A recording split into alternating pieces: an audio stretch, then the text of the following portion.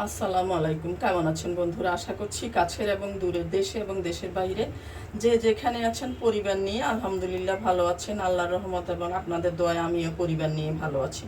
আজকের আয়োজনে আপনাদের জন্য নিয়ে এসেছি মজাদার শোল মাছ ভুনা রেসিপিটি যদি ভালো লেগে থাকে তাহলে চ্যানেলটিকে সাবস্ক্রাইব করে আমার পাশে থাকুন। লাইক, শেয়ার, কমেন্ট করতে ভুলবেন না। তাহলে চলুন দেখে নিই কীভাবে শোল মাছ ভুনা তৈরি করব। বিসমিল্লাহ বলে শুরু করছি। এখানে আমি ছোট সাইজের একটা শোল মাছ নিয়েছি, মাথাটা বাদ দিয়ে নিয়েছি, 4 টুকরা মাছ, লেজটা নিয়েছি, আর মাছটাকে লবণ পানি দিয়ে ভালোভাবে ধুয়ে নিয়েছি। মাছে যে আঁশটা গন্ধ থাকে সেই গন্ধটা লবণ পানি দিয়ে ধুলে চলে যায়। এবার দিয়ে দিচ্ছি সামান্য লবণ আর হলুদ। এবার মাখিয়ে নিব।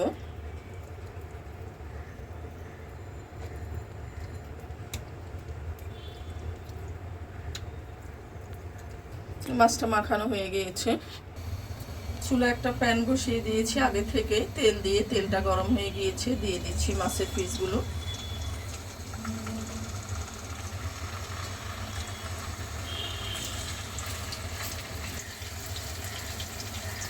মাছের টুকরোগুলি হালকা করে ভেজে নেব। এবার টুকরোগুলি উল্টে দিচ্ছি।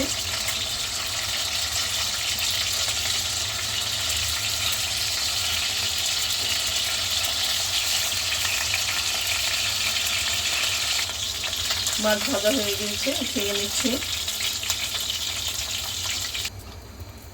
দিয়ে দিচ্ছি 1 কাপ মিহি কুচানো পেঁয়াজ।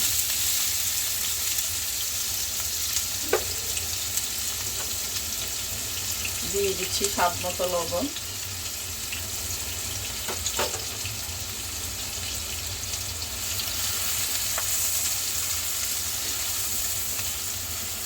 এবার পেঁয়াজটা নরম করে ভেজে নিব।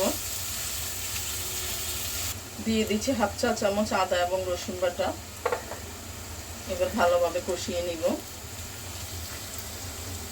দিয়ে দিচ্ছি একটা টমেটো কুচি।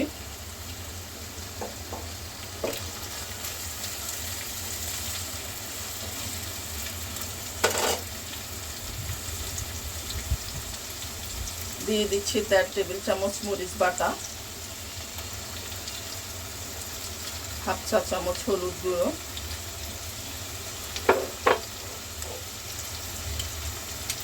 1 টেবিল চামচ জিরা এবং ধনে বাটা। এখানে আপনারা গুঁড়াটাও ব্যবহার করতে পারেন, বাটাটা ব্যবহার করলে টেস্টটা একটু বেশি ভালো হয়।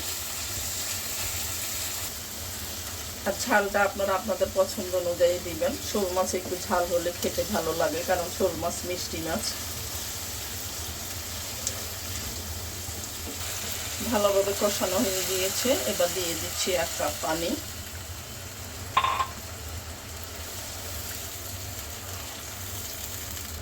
এবার দিয়ে দিচ্ছি মাছের টুকরোগুলি।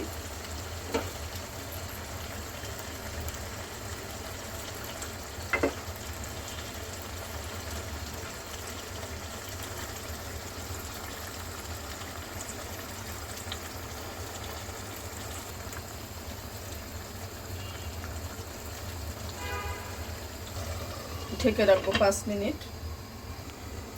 5 মিনিট পর ফিরে আসলাম। এবার মাছের টুকরোগুলো উল্টে দিচ্ছি।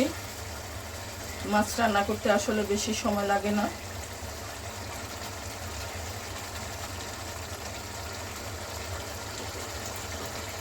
এর দিয়ে দিচ্ছি 3টা কাঁচামরিচ। এটা দিচ্ছি ফ্লেভারের জন্য, ঝালের জন্য না।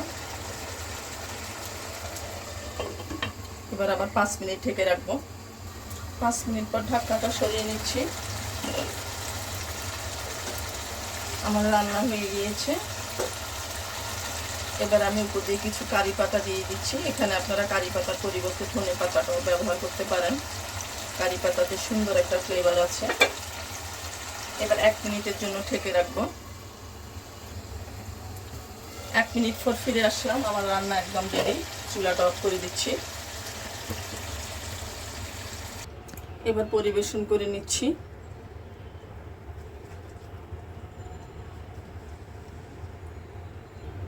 মাশাআল্লাহ, অনেক ভালো হয়েছে। এই শোল মাছ গরম ভাতের সাথে খেতে খুবই ভালো লাগে। আজ এই পর্যন্ত, আবারও দেখা হবে নতুন কোনো রেসিপি নিয়ে। আল্লাহ হাফেজ।